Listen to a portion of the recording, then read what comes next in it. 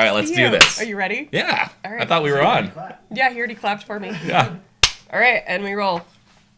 Awesome. Oh, we are going sweet. Should we start over? No. You're fine. Hi. Oh, you introduced me. Go ahead. Okay. Are you ready? I would like to welcome to the podcast Mortgage Mike Heldt. He's been assisting his clients achieve the American dream of home ownership for over 13 years. He is a 4-time recipient of the 5-Star Mortgage Professional Award. That's impressive. That is super impressive. What does that even mean? And leads a team of 13 originators in the Denver Tech Center at American Pacific Mortgage. I had to add that in for you. Yeah, good. He is passionate about helping others and also training and coaching those he has the pleasure to lead. He has been married 17 years and has 2 amazing daughters who are 13 and 11. Correct. You got a lot going on. I do. Thank you for coming. Thanks for having me. Absolutely. Yeah. I'm so excited. I found the place and everything. Are It was the you- third door I knocked on. But They're all just like, yeah, just down the street. just down the street. Look for bright lights. Keep going. Yeah. So, first of all, excuse me. I am getting better from a cold, so I'll do my best here. So what was your first job? My first job. So I thought about this, and I have 2 first jobs. Do it. So the first job I ever had that came to mind is we lived on 8 acres in Southern California. Mm-hmm. And I don't know if you've seen those like 3 split rail fences. Mm-hmm. So it was like a mile of fence. And my first job is my dad paid me to paint with a brush like freaking Tom Sawyer all of the fence, front and back. He paid me 5 cents per linear foot, which actually adds up over that much fence, but it took all summer. Oh my gosh. So I was so happy when I got my actual first job that I had to like clock in and clock out. It was You're a place like, called "It's Peterson's not Yummy anti." Burgers in Solvang, California, the Danish capital of America. And I would do everything. Oh, it was in a Carnation ice cream place as well as burgers and chicken. And so I cooked and I scooped ice cream, and that's why I have this ice cream scoop in my bowl. Have you seen this thing? Yeah, that's pretty legit. It's the only muscle on my body. I'll never lose my. Yeah, ice no, cream. I mean, I can't. I mean, it's been 30 years, 20 You've got years. good grip strength. Yeah, so that was the first one. It was the best. And unlike Burger King, it was not the customer's way right away. It was, well, we were rude a lot of times to people. Like, they didn't like their meal, and we were like, Tough. yeah, sorry about it. So yeah, Peterson's. So how does that Burgers. translate into your life so Yeah. far? So need to that's know. how the next step was mortgages. It There just seemed you like go. a logical raw meat, home loans. No, I don't think that one translated very That's much. hilarious. So you did financial advising for a little bit. I was a stockbroker straight out of college. Sorry, I keep touching No, your you're knee. totally Is that fine. weird? We can do that. So Yeah, for 6 years. how did you end up doing that? Well, that's a great question. I'm glad you asked. That's a large dog. I got a degree from Cal Poly, San Luis Obispo, in finance. You say, well, why finance? And I tell you because I started as a computer engineering major, and then after the first year, I was like, I can't sit in front of a computer the rest of my life, which is totally what I do. And so I went into business because my dad was a self-employed CPA, very similar to you. That's right. I forgot about that. And at Cal Poly, you had concentration, so you could pick like marketing or finance or accounting or whatever. Well, I That's what took mine was all too. of these other classes first, and I hated all of that. Totally. So finance was the last one. You're like, that was So my you'll last see that option. there's a trend in terms of like how I got to where I am. A lot of indecision, but things just always seem to kind of work out. So finance, and then I was working at Applebee's 3 lunch shifts a week, Oh wow. which is all you needed to pay rent and coming like when money wasn't an issue. And realized very quickly that I was going to be 25 and still serving if I didn't get out. So Edward Jones, out of the kindness of their heart, hired this 22-year-old punk straight out of school, and I knocked on doors. Like, that's how I got business. Somebody knocked on my door the other day. I did it this morning. I used the doorbell. No, a financial advisor knocked on my door. the Yeah, other from day. Edward Jones. Had to be. They're It the had- only ones that do this to this My day. husband goes, he just knocked on the Yeah. door. Yeah. So the rule at that point was, in order to grow your business, you had to meet 25 real contacts every day by door knocking. Now, a real contact. Now, keep in mind, this is before the interweb. There was no, Interweb. yeah, there was no like, I couldn't Google you to see if you had money and stuff Yeah. like you can now. So I would knock on a door. We'd have a conversation about your 401k rollover potential or what. I don't even remember what I said, but I got real good at it. And so this is actually going to translate into a business question. I noticed. So a real contact is I meet you as a stranger. You agree to give me your name, your phone number, and permission to call you back. Doing that 25 times a day sucks. That was terrible. I can't imagine. So I'm 3 weeks in. I don't have any friends down there. I'm by myself in San Diego. At least if I got to knock on doors, I might as well pick a nice climate. Right. And I'm crying, literally crying myself to sleep every night. Like, this can't be how real life is. Like, what? Just stop. I was like, I'm going to Applebee's today. I think I'm eligible for rehire. And I looked at my tracking sheet, and I'll tell you what, I looked and I'm like, I'm knocking on 180, 200 doors a day. To get your 25 To get contacts. my 25 contacts. And then something switched in my mind. I was like, you know what? I'm not going for 25 yeses. I'm going for like 155 to 175 no's. And so once that tricked in my head, I'm like, oh, I'm going to just I took like 2.5 hours off my day because I was just like, no, bye. No, bye. I'm not like moping. Oh my gosh, I have stories for grandkids for days. Dogs chasing me. There was a shotgun thing behind one of the doors he didn't want to answer. It galvanized me as the salesperson I am today. So you said be myself. I'm just going to bring that up. Holy cow. Yeah. For 6 months, I did that every day. Weekends, too. And then I'd go home every night, and I'd write thank you notes. I was not thankful. I was not thankful. So that was, I was fake thankful. I wrote 25 lies every night. Thank you for taking the time to meet with me today. If I can be of service to you in the future, please let me know, Mike. Wow. So that's why I couldn't be financial advisor, Mike, because it doesn't ring. So I'm like, mortgages. Mortgage. I have to be mortgage, Mike. Yeah. I need to find something that starts with an M. Sorry, that wasn't the question you asked me. No, it was totally the question I asked you. And I love it. So you left financial advising. Yeah. Yeah, turns out. And then you went to mortgages. Mm-hmm. How'd you end up in mortgages? Well, that's a great question. Here's something I've learned. I've been in mortgages for 13, 14 years, and you meet a lot of other people in the business. Mm-hmm. And I, to this day, have never found a mortgage person that's a mortgage person on purpose. Right. We all have a really good story of something else that didn't work out. Right. Which is a shame because it's an amazing business. Well, that's usually the case with financial advisors, though. Probably. Too. Yeah, maybe it's you're right. It's probably very rarely my do I meet one. myopicness says this is. Yeah. But yeah, you're probably right. So in my scenario, we left California, came out here in 2005. My wife was pregnant with our now 13-year-old. Did I say that right? Yes. She wasn't 13 then. That's weird. That's like elephant gestation. No. Well, you know all about gestation. I do. You still doing that? No. Oh. Side No, note. I'm taking a hiatus. hiatus from births right now. Okay. I can't be on call. No. Well, right. Tax season. Well, tax season, but also just having my phone on every night is just too much stress for me. Like, I can't sleep, and it's just, I needed a break from Most births. babies still come out. All wouldn't you say? babies come out So they all without come out. me. They Yeah, don't need so me. there you It's go. not necessary. Okay. Anyways. There's plenty of other doulas. I have plenty of other doulas to refer I'm to. just glad because it would be a shame if all of a sudden all these ladies had babies in their bellies too long because you weren't there. That's right. But that It nature. happens anyway. Okay. So we moved out here in 2005, and I could either start over as a stockbroker, financial advisor, knocking on doors, which sounds, that's awful. That's horrible. I mean, I was 31 And at you're the 30 an at this point. extrovert, too. Yeah, And you well, hated it. yeah, but not with strangers. I mean, like, everyone's an extrovert. I didn't drink before going, you know I what? would've. That would have been a good I idea. would have. I would have had to. Yeah.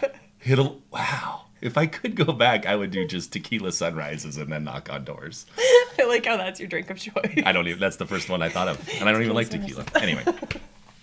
You Is don't have this going about how you thought it was going to go? Yep. Okay, good. It's perfect. But I was like, now sales gets a bad rap, right? Like people all hear do the sales. word sales. Everyone's selling. Even if they have a salary job, you're still selling yourself to your boss selling or somebody something. else or whatever. So I was like, I can sell. Like, I like people. It doesn't have to be stocks, bonds, and mutual funds. Right. It sounds terrible as it comes out of my mouth, like ash. So I was like, what else can I sell? Well, at the time, I got a job at First Bank, and it was the only salary job I've ever had, and something that everybody should know about salary jobs, because most of the time, commission people are like, oh, or people that look at commission people are like, oh, I couldn't. It would be so stressful. Well, the glamour about a salary job is you get a steady paycheck. Well, I quickly realized that's only good if you like the number on the paycheck. And you're only working the amount of time you're supposed to. If that number's too small, it's a 2-week reminder that you fail at life. Like this is not hard. That money is about success and all the rest. Yeah. But I realized very quickly that I didn't like people telling me when to come to work and when I could go to lunch and when I could go home. And so, no. So it was just a lot. That actually was kind of a logical thing because I was doing mortgages at the bank. And I'm like, well, I could just do this. I mean, there's nothing glamorous really about debt to income ratios and loan to value. But I'm good at math. Right. And I'm good at people. Right. So you're good at putting paperwork together. Yeah. No, I hire people for that now. I'm really not that detail oriented. But you already know that. That's why you have people for that. I do. I realized, if I hire somebody that's good at it, then I don't have to do it at all. That's really the best thing ever. Thank you, Molly, if you ever see this, and Rachel. Okay. Your people. So you have a very successful team in American Pacific Mortgage right now. You guys are winning awards and stuff. What is a 5-star mortgage professional award? So you asked about if I had awards, and that's the only. It's really not that big of a deal. I know, but what does it mean though? So 5280 magazine is a magazine here in the Denver area, right? And so they do like kind of similar to like a best of the best or whatever. So other realtors, apparently, I don't know who, but they keep nominating me for doing a good job. That's awesome. Yeah, I mean, I guess. That's a big deal though. I mean, but it's... You're kind of a big deal. Thanks. I agree. No. So a lot of people win it. And there's a lot of people who win it that I know that I'm like, it kind of diminishes the award. You know what I mean? Right. It's great. It's a great honor. Thank you, 5280. So... But yeah, we have a good team. There's 14 of us, originators, and then 3 support staff. And support sounds so lame, but that's they get it from start to finish, and without them, the whole thing goes away. So they're kind of crucial. Yeah. Yeah. So what have been the biggest successes in building your team? Am I allowed to have coffee during this? Yes. Absolutely. It's actually required. Okay, good. I put hot chocolate in my coffee this morning. I thought you said you're gonna put something else. No, I didn't. You're like, I didn't drink before that. I'm not. Yeah, no. You can if you want to. I have not this morning. What was your question? Biggest successes in building your team. Gosh. So they promoted me. I've been at American Pacific Mortgage just over 5 years. And 6 months in, they had promoted me to manager, which manager is such a terrible word, especially for self-employed. We're all basically self-employed. We don't get a paycheck unless we close loans. So managing it's more like herding cats in a lot of ways, but leading, whatever you want to call it. Right. So at the beginning, I had a team that I inherited, and then realized very quickly of those 9 people, me and one other person were the only ones doing loans. I'm like, I guess I get to learn how to manage. I'm very good at passively aggressively putting people on a performance plan and then having them quit on their own. I've done that before too. That's a management technique I've perfected. So then I've done it so many wrong ways, right? So I've built it up because I had seats and I got to put butts in them because it looks good, and then they don't. And I'm like, wait a minute. So what actually finally worked is I focused on the fact that we have a very unique culture in the branch and at the company, and that you can train people how to sell stuff. You can't change people's personality, and you can't change their own culture they're coming in with. And so when I focused more on, all right, are we going to be a good fit? Do I want to come to the office and see you every day? Yeah, do I like you? Yeah. As the basis. Then it's like, all right, now it's easier for me. And it's probably all selfish. I'm very selfish. No, it's not. It's more like... I'm that much more invested into your success if I like you. Right. Yeah. So that doesn't really answer your question, but there's so many people that are out there like moving around. It's a very transient business. And so I realized if I'm recruiting somebody and they're like, yeah, it sounds great, let me come on board. If it's too easy, you're probably not the right fit. Like, make me try. That's interesting. Which surprises me because my wife said yes right away when I asked her. So maybe no, she's high rage. She's awesome. She is the best. She puts up with this. So what culture have you guys built there, and how do you vet people for culture? Yeah, that's a good question. So the corporate culture, we have 3 core values. Transparency, which is basically like, hey, we are who we are. Yeah, but be honest, be open, be nice about it. Well, respect is the second one. So you can have open conversations. It's still loans. Like, it's cool at the closing table when I get to hand you your keys and you get to buy a house. The rest of it is still dealing with a ton of over-regulation, a lot of behind-the-scenes processing and paperwork, compliance costs. Like, that's very painful a lot of times. So let's have these conversations if it's an underwriting question or what have you. And then the last one is my favorite, is Scrappy. Scrappy's legit I because love that. yeah. So that's like, I mean, I think of if I was in a fight, I'd have to be Scrappy because look at me. This doesn't only put the ice cream. Right? Yeah, it's only good for ice cream. It's only good for ice cream. So or arm wrestling, but no. So trying to, you coming in and interviewing with me right off the bat, I can get a sense of, all right, are you open?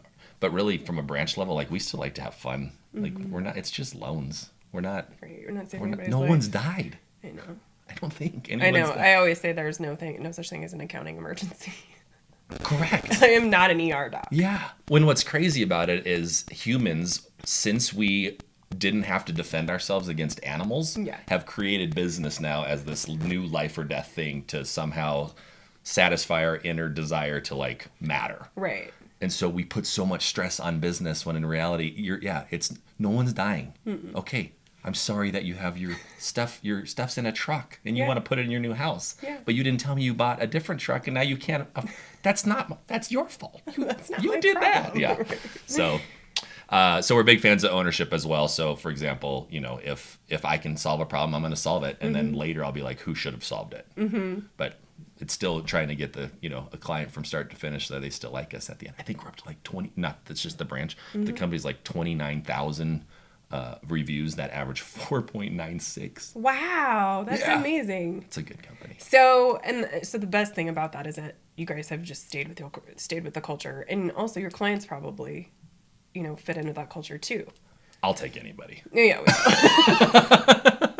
But that's the scrappy bit, right? Right. Yeah. The scrappy bit says we're gonna make this happen for this person. Yes. No. Kidding aside, that is very correct and accurate. Okay. Good. I do have a lot of fun. Yes. Can you tell? Yes, we know. Okay. So what has been your biggest obstacles? I mean, other than having to create a whole new team. Oh man, that's a good question. I think probably the biggest thing is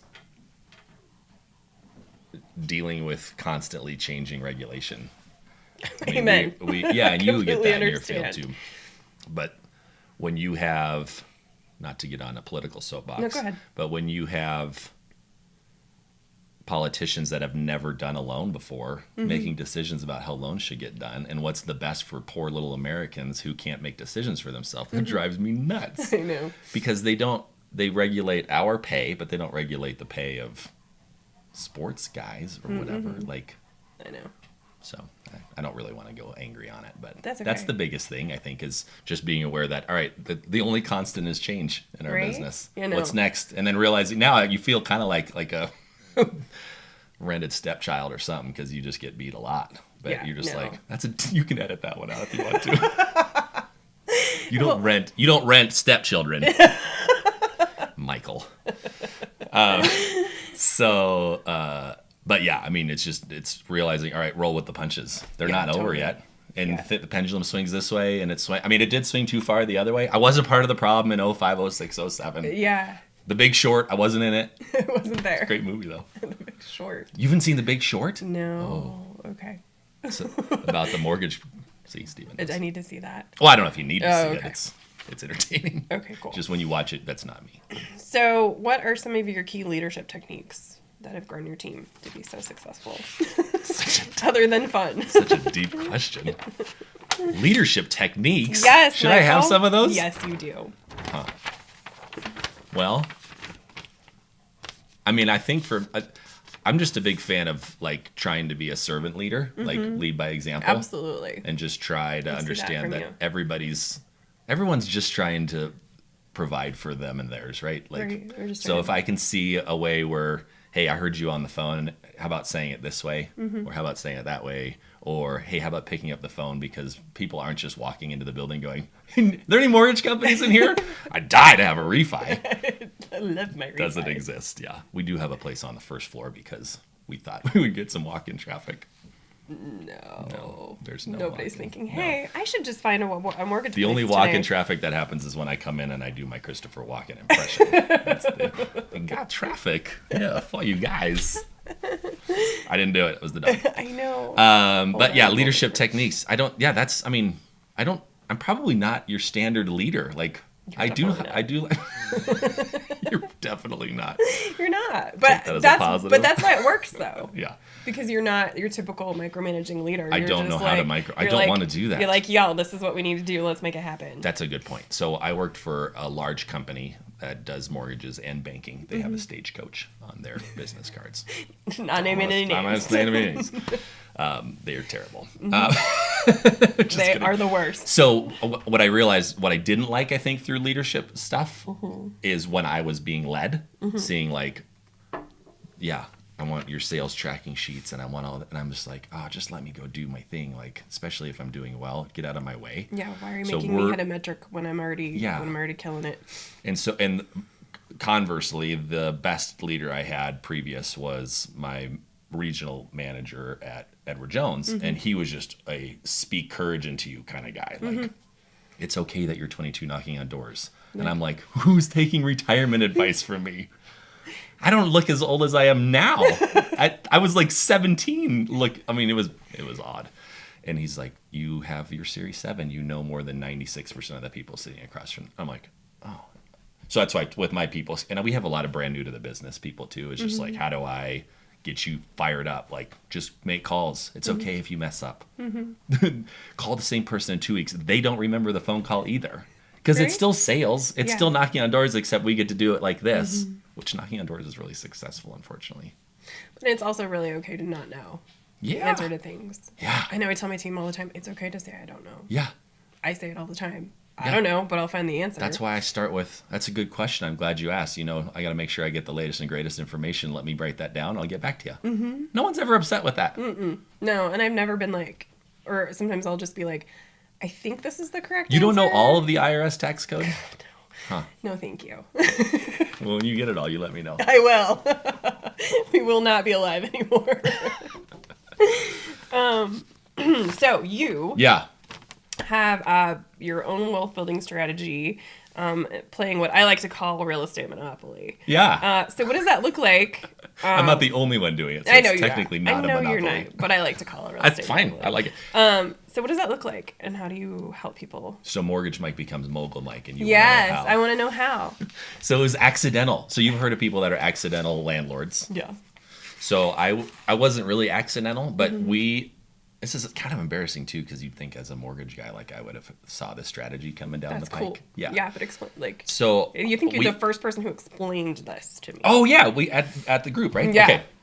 So we lived in a place down in Castle Rock and had a rent, or excuse me, not a rent, a mortgage payment. We were on a 15-year loan. I knew what the mortgage payment was. And I don't remember, honestly, when I first saw what rents were going for. But when I kind of did some research, I was like, wait a minute. This house that I'm paying, is it okay to say numbers? Yes. Okay. That I'm paying $1,900 a month for on a 15-year mortgage could rent for $2,300. I could make $400 a month. Yeah. I mean, I have to move unless I really like the tenants and they're going to let me stay in the basement. And so I was like, wait a minute. Then if I take that $400 and I go buy another place, that $400 can reduce that mortgage by $400 because that's how $400 works. And now I have two places for less mortgage payment than I had with just one place. And I was like, well, this can't be real life. Like, I know I'm not the only person that's figured this out, especially since then. But I'm like, why isn't that information out there, right? I should do a podcast. Steven, I'll talk to you later.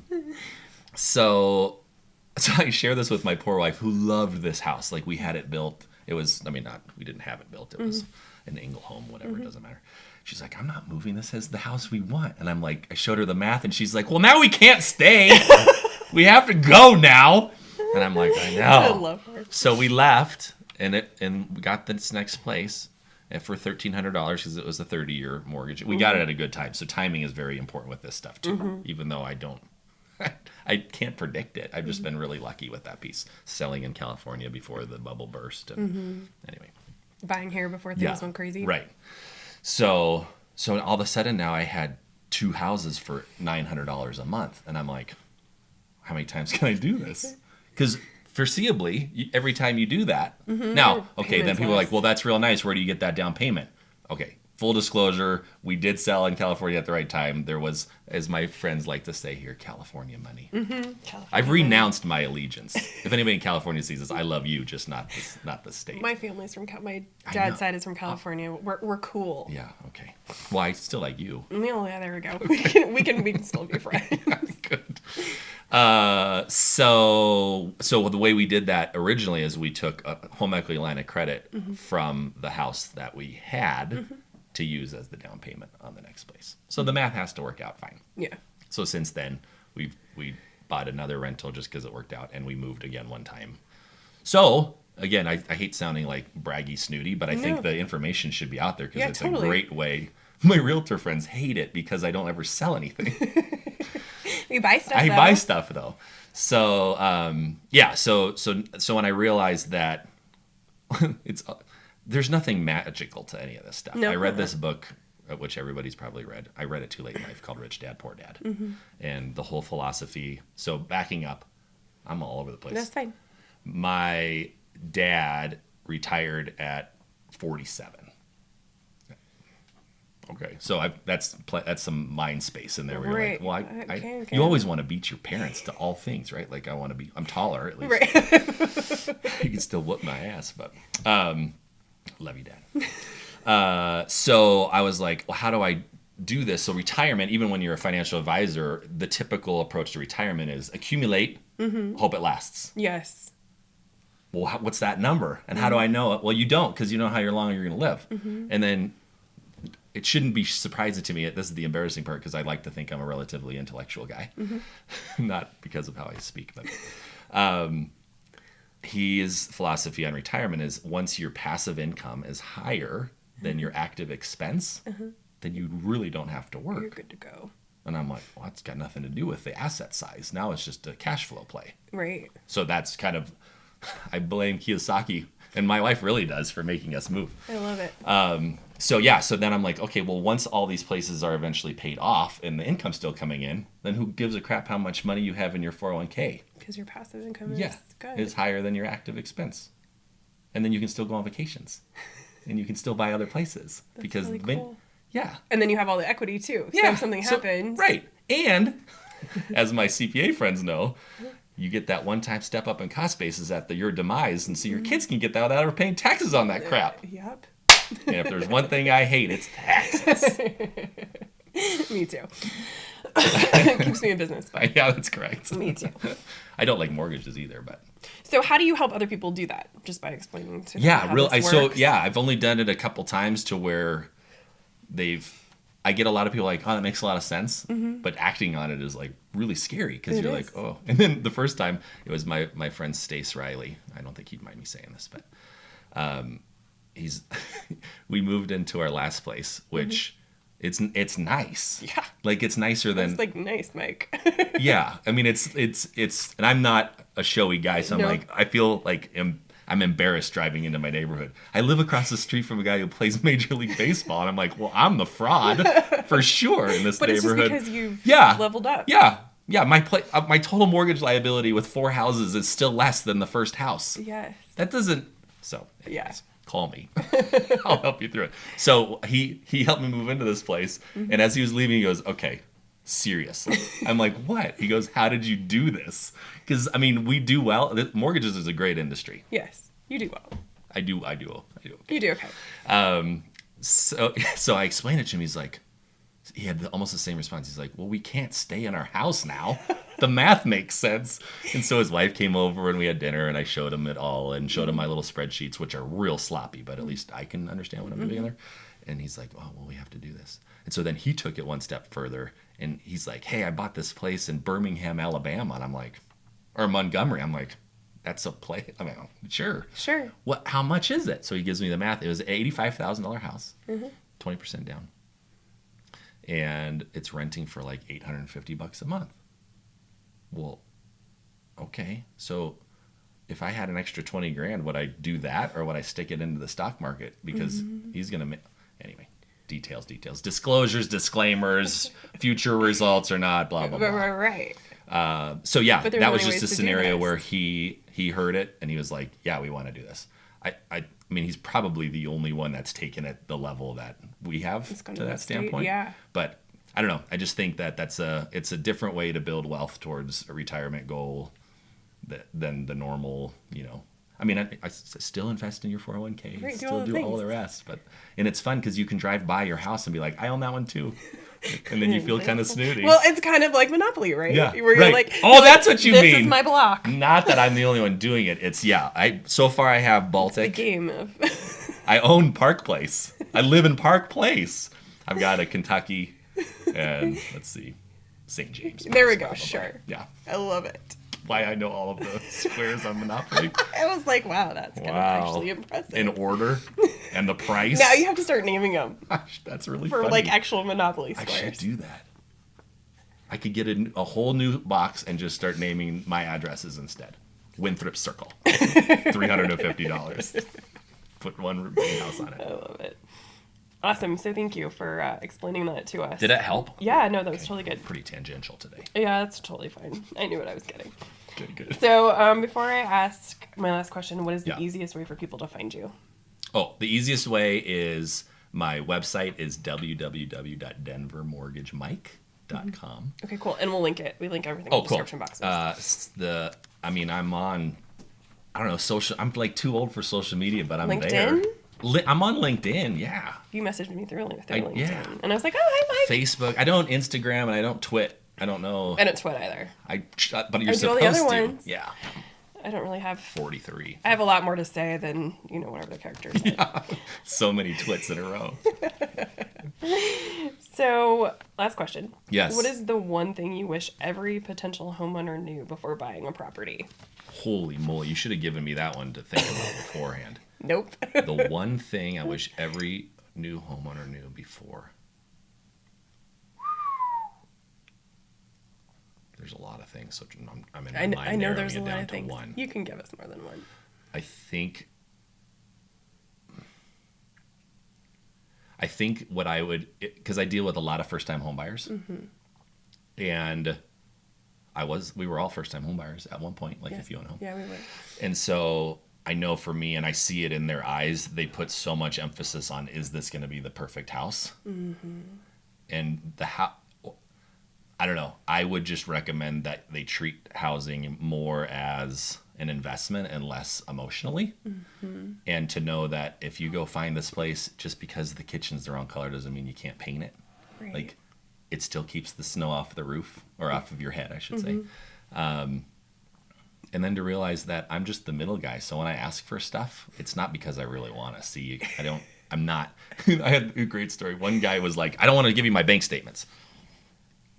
I don't care. Like, then Okay. I hope you have an extra $450,000 cash, because that's how you're gonna have to buy this house. This isn't a negotiation necessarily. Yeah. Like, I'd And I'm like, for it but I because didn't they don't say need that. it. Yeah, I'm like, well, what's your concern? He's like, well, I don't need you to see where I'm spending all my money. Like, and I just kind of chuckled. And I was like, well, I assure you that I'm relatively busy.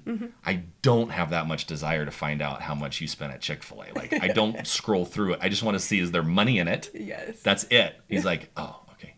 So that was kind of an eye-opener one, though, too, where I'm like, I wonder what first-time home buyers think that we do. I'm not just sitting there being like super snoopy nosy. Now, don't go buy a new car while you're buying a house. Yeah, that's also No probably new lines of something they credit. should know. Yeah. Oh, man.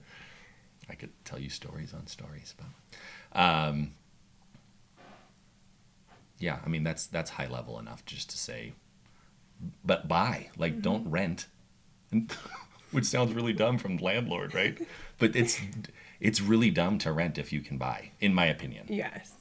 And then once you own, then rent to other people. Then you start playing Monopoly. Mogul Mike. Mogul Mike. It's trending.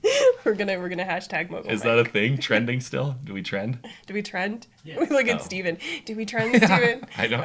I really feel like I missed the social media bubble. I was late to Facebook even. Well, thank you so much for coming. I appreciate Oh my gosh, it. this was fun. Like you said, don't be nervous, you'll have fun.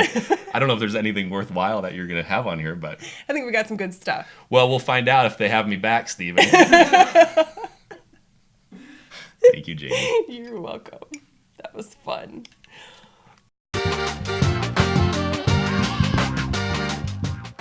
Hey y'all, thanks for listening. If you found this podcast to be inspiring, helpful, and entertaining, please like and subscribe. This helps us grow the community and reach more people.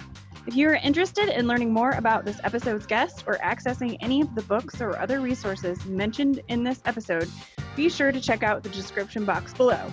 Until next time, be abundant.